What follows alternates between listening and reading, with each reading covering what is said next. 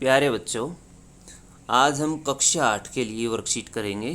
Worksheet number 4 विज्ञान की worksheet है बच्चों।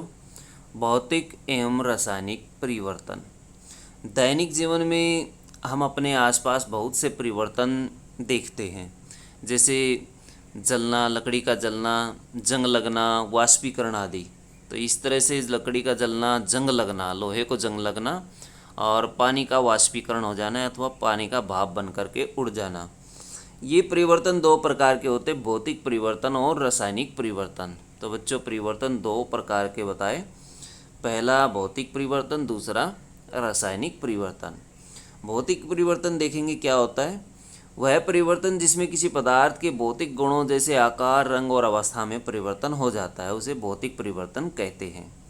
ऐसे परिवर्तन जिसमें कोई नया पदार्थ नहीं बनता अथवा जैसे उसके गुणों में परिवर्तन, नया पदार्थ जो है, इन्होंने बताया नया पदार्थ नहीं बनता।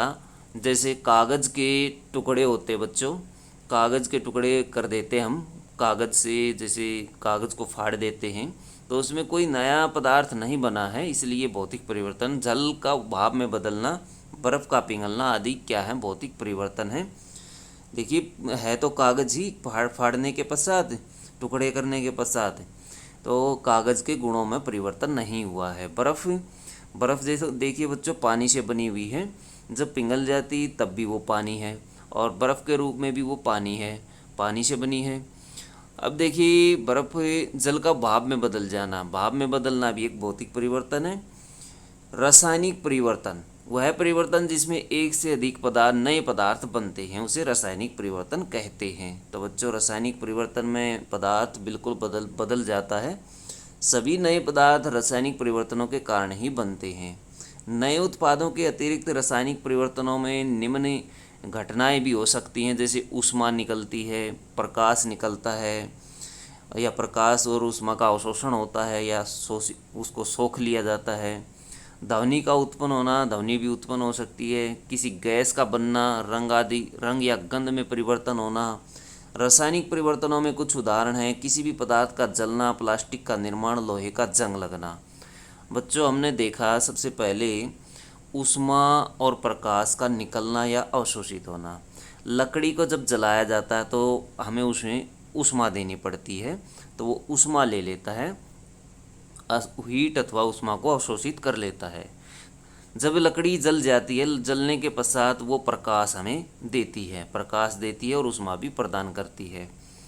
इस परिवर्तन को हम दोबारा वापस नहीं कर सकते, तो ये रासायनिक परिवर्तन है। इसमें हमें क्या प्राप्त होता है, प्रकाश, ऊष्मा प्राप्त होती है और अवशेष के रूप में राख मिलती है।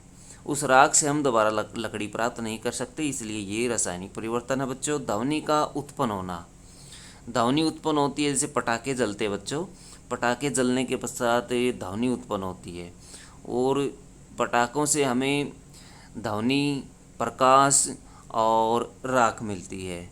तो बच्चों, उसके पटाखे के अंदर पूर्ण रूप से परिवर्तन हो गया है, इसलिए ये एक रासायनिक परिवर्तन है। उसमें गैसें भी निकलती है, किसी गैस का बनना, गैस भी निकलती है पटाखे जलाने पर।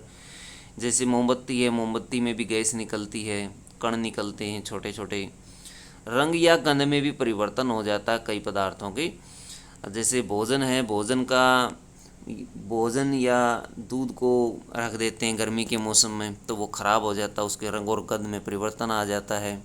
किसी पदार्थ का जलना, प्लास्टिक का निर्माण, लोहे को जंग लगना। देख सकते हैं लोहे को जंग लगना, ये चित्र में इसके ऊपर जो लोहे की ऊपरी परत है उस पर जंग लग गया है, इसके अंदर पूर्ण रूप से परिवर्तन हो गया है। तो इस तरह के परिवर्तन को हम रासायनिक परिवर्तन में रखेंगे। स्वयं को जांचिए।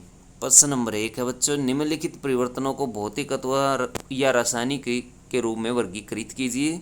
कोयले को जलाना। तो कोयलों को जलाना बच्चों एक रासायनिक परिवर्तन है, क्योंकि जब कोयला जलता है C+O2 हमें CO2 प्राप्त होती है, CO2 कार्बन डाइऑक्साइड प्राप्त होती है, प्लस ऊष्मा भी हमें प्राप्त होती है, ऊष्मा भी कुछ मात्रा में मिलती है। तो बच्चों, ये एक रासायनिक परिवर्तन है।